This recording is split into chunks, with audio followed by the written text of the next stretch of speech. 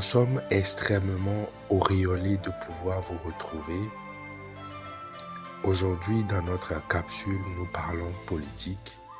Évidemment, nous parlons de l'Afrique de l'Ouest et les enjeux conjoncturels qui prévaut actuellement.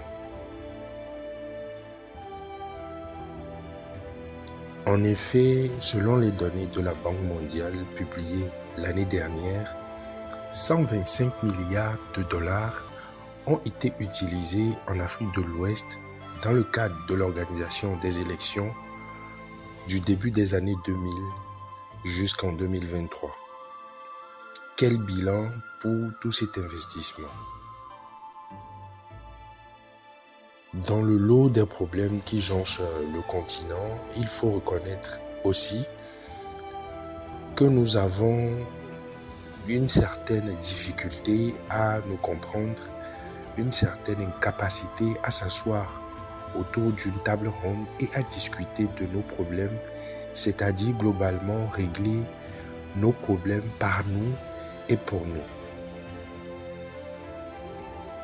Très émotif, l'Africain reste incapable de retracer son histoire, s'en inspirer, d'en tirer les similitudes pour entreprendre son présent et enfin excellemment préparer son avenir.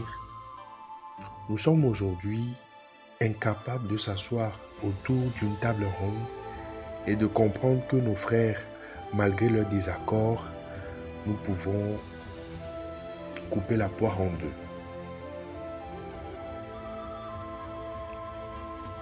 Pour rebondir sur ce que nous disons à l'instant, le problème pour l'Africain de comprendre le désaccord est si important, si substantiel.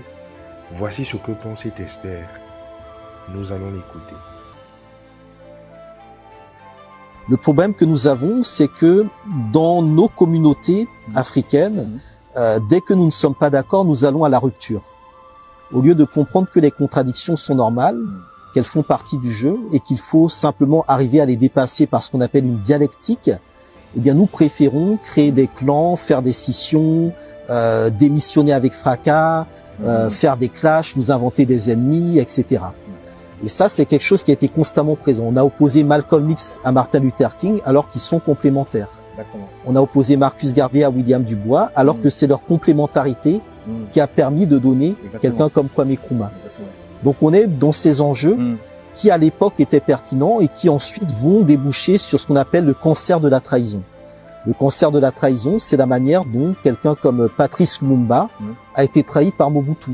La manière dont Thomas Sankara a été trahi par Blaise Compaoré, qui était précédemment son meilleur ami.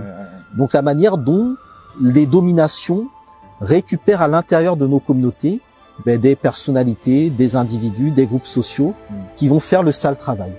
Et ça aussi, ça nécessite de nous questionner et de nous mettre en face d'une autocritique. Nous vous remercions énormément pour votre intérêt, pour ces sujets aussi passionnants que brûlants.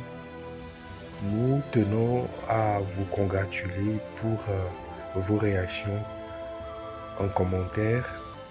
Nous pensons qu'ensemble, nous pouvons hisser le continent parmi les gradins.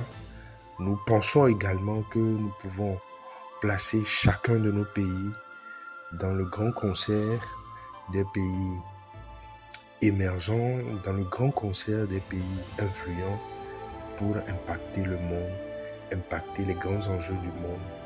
Et vive l'Afrique, vive les présidents illuminés.